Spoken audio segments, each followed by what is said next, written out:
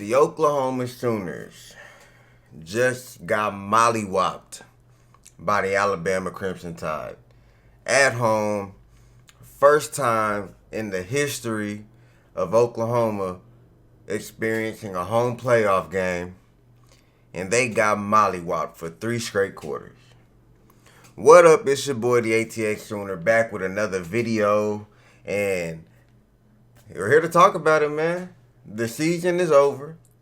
Oklahoma is a 10-3 team. We were supposed to go We had a 6.5 point win rate whenever it came to the beginning of the year. You know, they thought we were gonna win at least around 6 or 7 games, so we outdid that by 3 games. Great year for Oklahoma overall. But we're gonna focus on this Alabama game, all right? And some of y'all aren't going to like what I'm about to say. Some of y'all might like what I'm about to say. You might agree with me. You might not agree with me. But I'm being real with it. I don't care how nobody feel about it. I'm just being 100% real with it. Let's start it off like this. And I don't even... John Mateer's not the guy, y'all. John Mateer's not him. John Mateer is a G5 talent that looks great against that competition. But when he's playing SEC, top SEC tier, when he's playing, just look at him all year. You know, we've talked about him being hurt. We've talked about how the injury changed him. Nah, you can't use that excuse. And I mean, if you can... I don't want to be harsh. I don't want to feel like I'm giving up on John Mateer. I'm just going off of what I see, what I've witnessed all year. Now that I can sit back, have a full view of this year and what type of quarterback John Mateer has been, I'm not convinced, y'all. Yeah, he went for 307 yards, 2 touchdowns, 1 interception, but 26 for 41. And man, was it ugly. Don't get me wrong, it was ugly. I don't want a quarterback that every time he touches the ball, I'm nervous. To me, that tells me that that's not the guy. I should not be nervous every time my captain of the offense has the ball in his hands, whether he's running it or throwing it. I should not be nervous. I should not feel like, is this gonna be a turnover right now? Or is he gonna do something spectacular? Because it's one or the other. There's no in between with John Mateer. There's no, he had an okay game today. No, he either has a great game or he has a horrible game. I don't want that with my quarterback. I want consistency. I want to be able to know what to expect from John Mateer. We have Baker Mayfield. You know what you're going to get out of Baker Mayfield. You know what you're going to get out of Kyler Murray. Hell, even Jalen Hurts, you know what you're going to get out of Jalen Hurts. Dylan Gabriel, you knew what you were getting out of Dylan Gabriel. John Mateer gives me Spencer Rattler vibes. John Mateer sometimes gives me Jackson Arnold vibes, where I don't know what to expect whenever he has the ball in his hands. And I do not like that as a football fan. I don't think anybody should like that as a football fan. Because that's the position, especially at this university, that you should be comfortable with. Because if you're not comfortable at that position, everything is out of whack from that point. And you can't blame everybody else. It starts with him. Don't get me wrong, that offensive line got picked apart here and there. I will say that. Alabama did a great job of putting pressure on them. But sometimes if you just step up in the pocket and throw the ball, and he had some of those in that game where he proved to you, hey, he can step up in the pocket and throw a dot, and it'll be beautiful. But no. I mean, it's too inconsistent for me. Who's our quarterback coach also? I don't know who. I'm going to look up who's our quarterback coach right now. One moment, I'm sorry.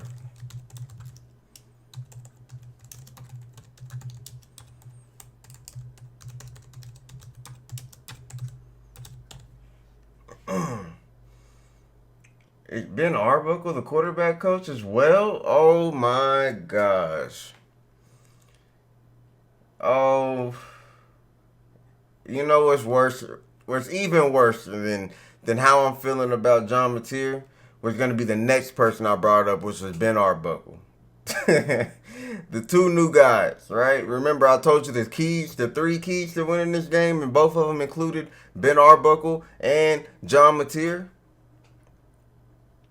Man, if you are a quarterback coach and you allow your quarterback to go out there looking like he has never had any training at all when it comes to throwing the ball, why do you jump every time you throw the ball?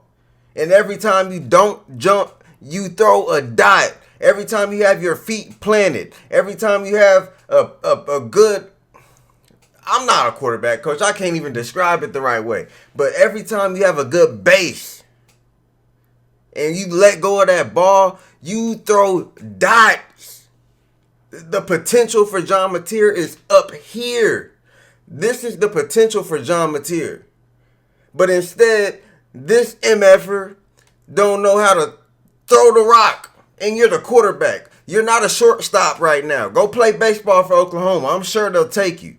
You're not a shortstop, though. Throw the ball with a strong base.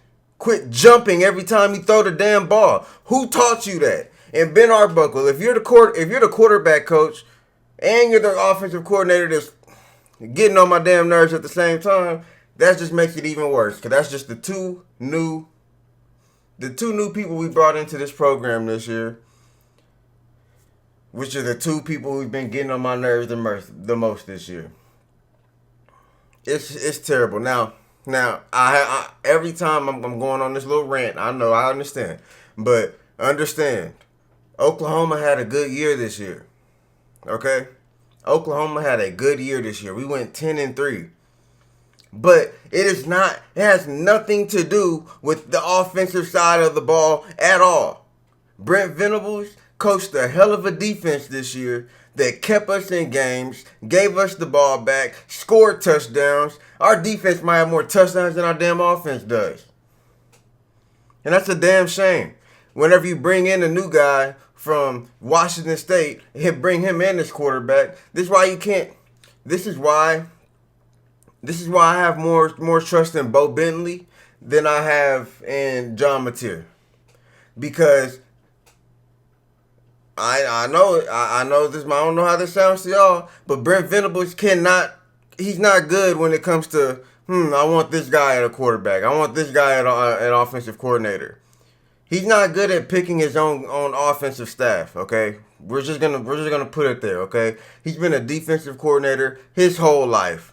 Okay, so when you expect your defensive coordinator to hire an offensive staff, it might not look that good. And Brent Venables, you're not good at that. You're not good at that. But guess what? We have a way around it now. We have Jim Nagy. And this is why I trust Bo Bentley more than I trust John Mateer. Because we all thought John Mateer was going to be good, even though we saw the Washington State highlights and seen this same stuff. In the Washington State highlights, we saw the same exact stuff we're seeing right now. But we all ignored it because the nation hyped him up as the number one quarterback in the transfer portal. Whoa, we need to get that guy. Give him $3 million. Bring his quarterback coach. Bring his offensive coordinator with him. We need that. Look at Washington State. They had a top 3 offense last year. Oh, yeah, we need that. They're in the G5, guys. They're playing G5 competition, guys. This isn't the SEC. This is the SEC. Those little mistakes that they made in the G5s that didn't end up being turnovers, that turns into turnovers in the SEC when you're dealing with professional football players. John Mateer and Ben Arbuckle are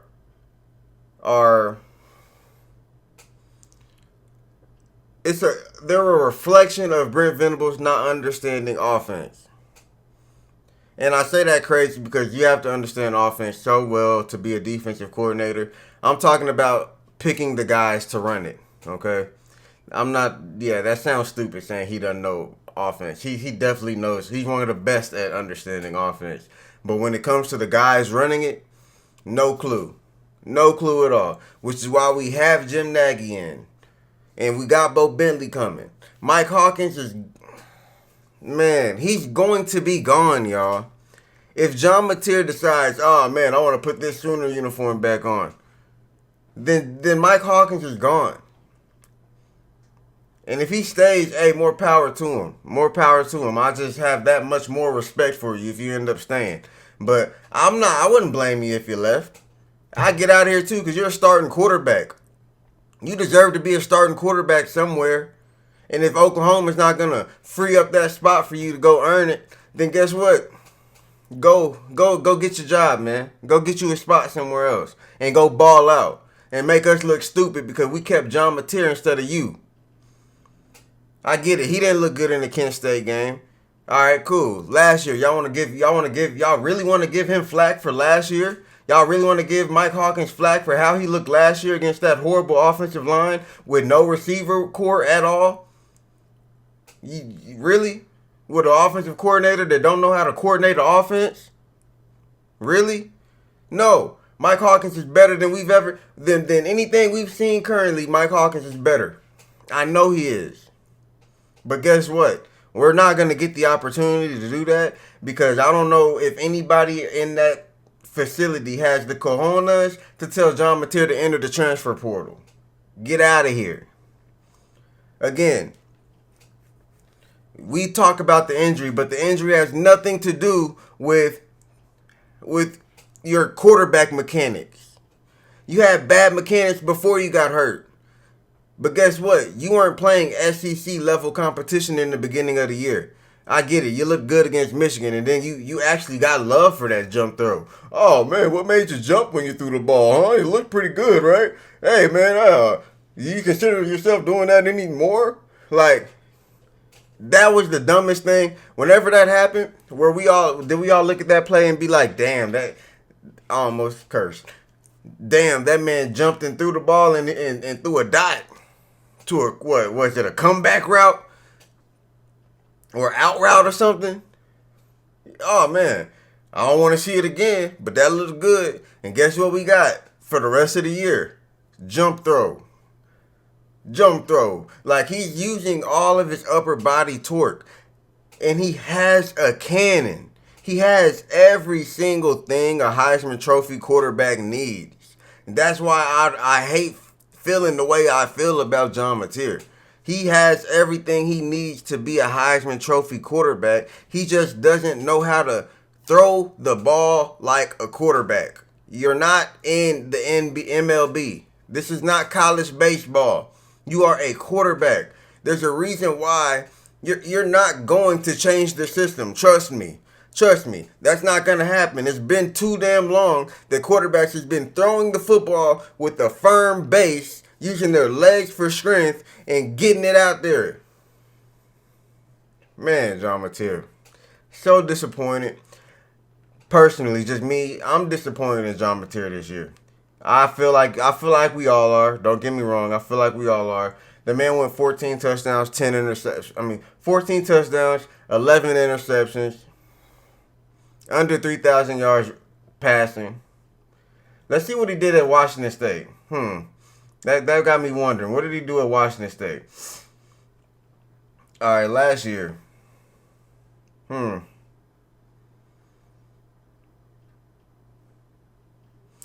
Last year he went 29 touchdowns, 7 interceptions. 29 touchdowns in the air, 7 interceptions. You know why? I guarantee you if you watch that tape, if you watched every game at Washington State last year, I guarantee you there's a lot of dropped interceptions because those aren't NFL guys. Unless he just literally forgot how to play quarterback in this system. Unless that's the case. Another thing you got to give John Mateer, though, as a pass. You have to give him this pass, okay? This is his first year. Excuse me. John Mateer trying to kill me, y'all. This is his first year at Oklahoma. First year playing with these guys. At Washington State, he had 3 years under the same guys. You know, Ben Arbuckle, obviously, he's the He's the guy that came with him, obviously. But you have a cohesiveness with your team. You're coming in here, you're trying to establish something, and you're trying to build that trust with this team. Do I think that in 13 games that trust should have been built? I do, personally. And that's just 13 games. We're not even talking about the offseason. I feel like that trust should be built. I feel like you should be able to learn your team. I feel like you should be able to have cohesiveness with your team. Is that even the right word? I don't know. I'm gonna keep using it though. I feel like you should have some consistency with the boys that you work with. But I don't know. I have a feeling that with this John Mateer that we've seen, unless he's literally been just his thumb is numb every game. I understand that, but I don't understand the quarterback mechanics at all. And I'm just not comfortable when I see him drop back, man. He could go off next year. Don't get me wrong. John Mateer could be a completely different quarterback. He could be the quarterback that we saw in the first quarter. That could be John Mateer all year next year. And if that was the case, national championship. But with the inconsistencies of this man, I'm not comfortable with him being my quarterback. And that's just a 1 year sample. I get it. It's just a 1 year sample, but I don't know. I think that it's a lot more than a 1 year sample. I just think that the talent Washington State plays weren't up to the tier of a Oklahoma. Man. So, oof. That's so disappointing, man. Now let's talk about Ben Arbuckle. Sorry, I'm gonna have y'all here for a while. I mean, I'm not too long, obviously, but we're going on 20 minutes. We'll keep it here under 30. All right, we'll keep it under 30. But Ben Arbuckle, okay? Now, to me, I love Ben Arbuckle's playbook. Let's just say that much, okay? Let's start with the positives, okay? I love Ben Arbuckle's playbook. I just think that he calls the wrong plays at the wrong time. Now, again, this is your offensive coordinator going into the SEC, playing a different level of talent. You got to learn the flow of the games up here, okay? It's a different game. It's a different speed. You got to learn the flow of the games up here. But when you go a whole quarter, get up 17-0, obviously, we scored the first drive of the second quarter, so it seemed like it was a big first quarter. When you go 17-0 against the Alabama defense that looks good as shit, I'm sorry, I'm not holding it back no more. Okay, Alabama defense that look good as shit. You go 17-0, and then you stop doing what you were doing to get 17-0. We ran the ball, y'all. We did, and them running backs look good, carrying the ball for 3 yards here, 4 yards here, 6 yards here, 7 yards there. Back to 4 yards. Like, the running backs look good running the ball. I get it. It don't show up on the stat sheet. Okay? If you look at the stats, it don't look like it was as good as I'm making it seem to be. But let's see what they did on the stat sheet. Because I want to say they averaged under like 3 yards a carry or something like that. Well, I'm on Alabama stats. I don't want to look at them. That's the last thing I want to see right now. Is anything Alabama? Hell, I don't even want to see nothing Oklahoma right now. I ain't gonna lie. I'm so mad. But either way, I'm not fighting. I'm not trying to hold y'all up too much. The running backs look good running the ball in the first quarter. All right. But then we switched to the dumbass lean on Mateer. I hate that lean on Mateer mentality. I get it. You got a quarterback that can do it. You got a quarterback that when he's at his best, like he was at that time, he can do anything he wants to do. But you also got running backs that can carry the damn rock. And I guarantee you, if we would have gave them more opportunities, how many?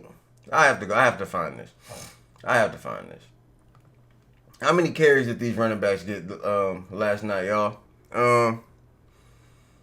Torrey Blaylock got 11 carries. Xavier Robinson got 3 carries.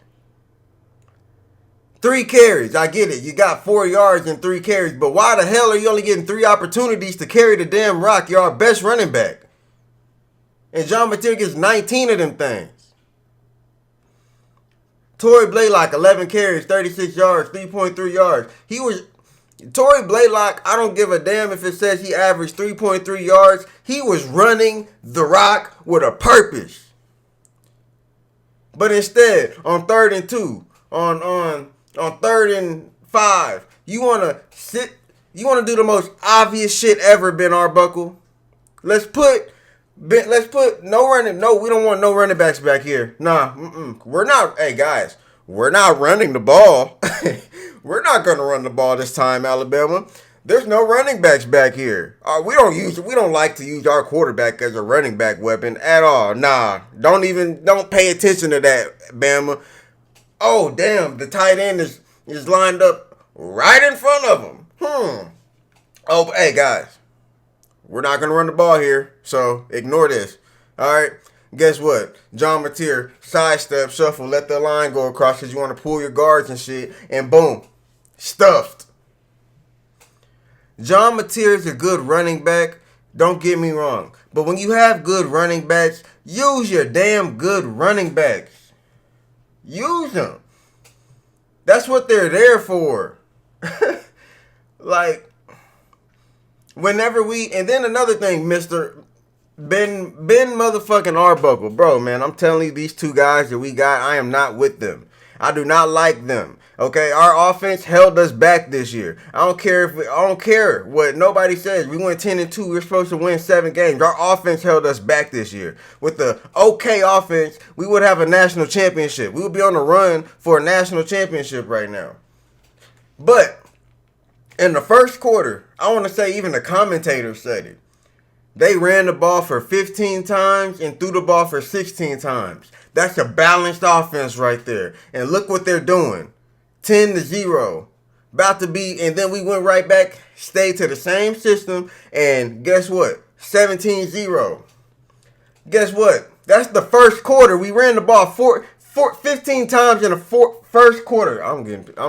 We ran the ball 15 times in the first quarter, guys. We ran the ball 18 times the rest of the damn game. And we were up. John Mateer. I'm sorry. I'm already off of John Mateer. I already tore a new asshole for John Mateer. Ben Arbuckle. We are up, and you ran the ball 18 more times the whole entire game when you ran the ball 15 times in the first quarter. And then you don't use your running backs to run the damn ball.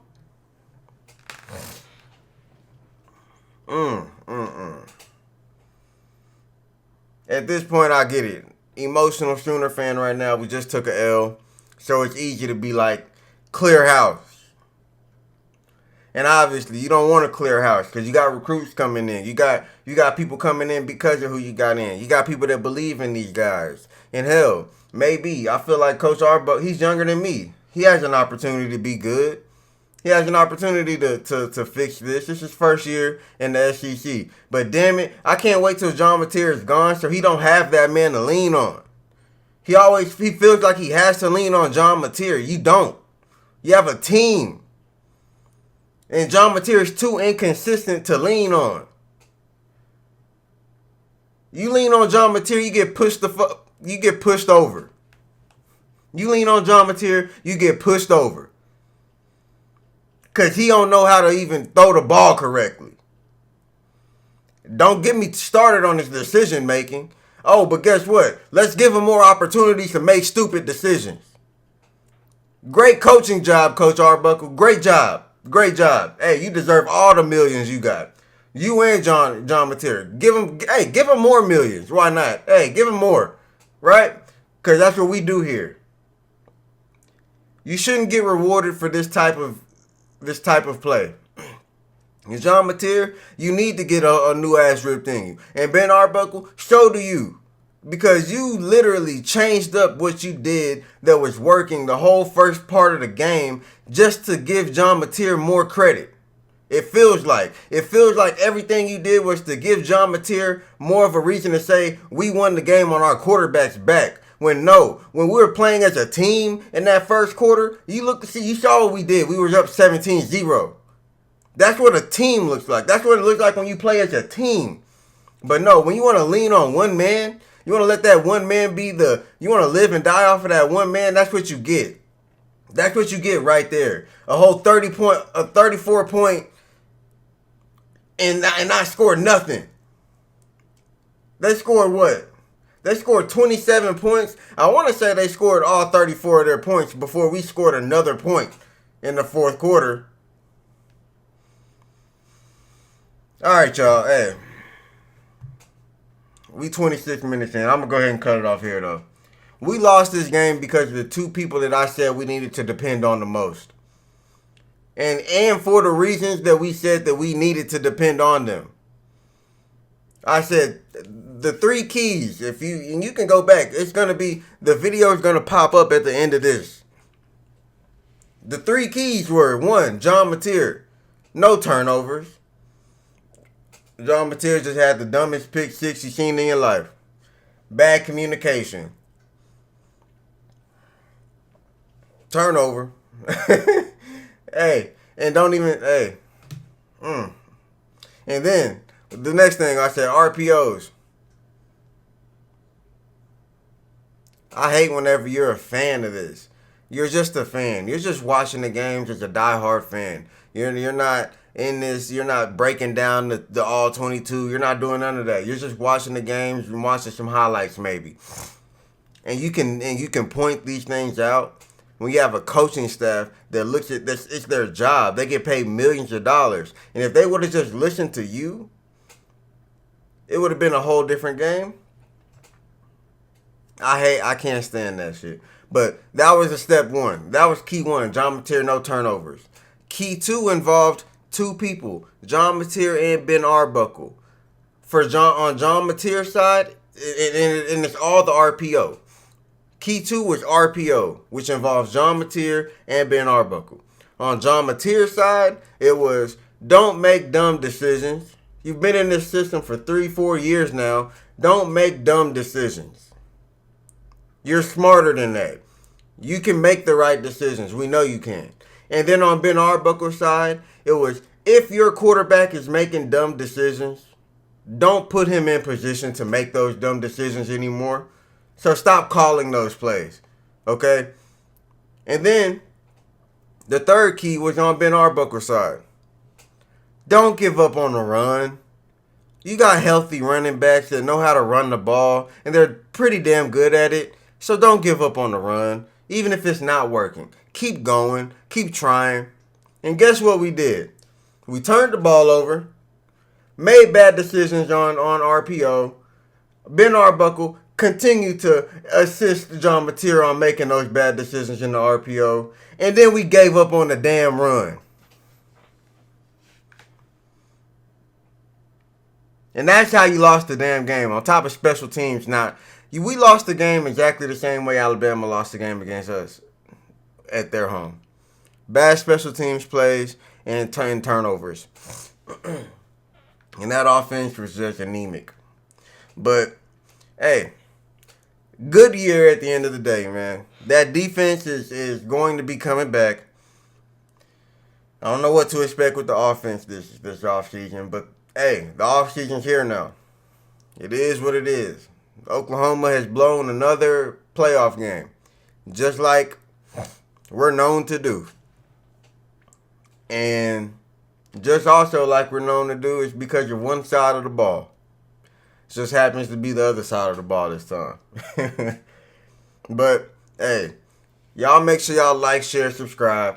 I've had y'all here for a long time. If you've made it this far, I do appreciate you. I truly appreciate you for tuning in. And I want to know what y'all think, man. Y'all let me know in the comments. What were the reasons we lost this game?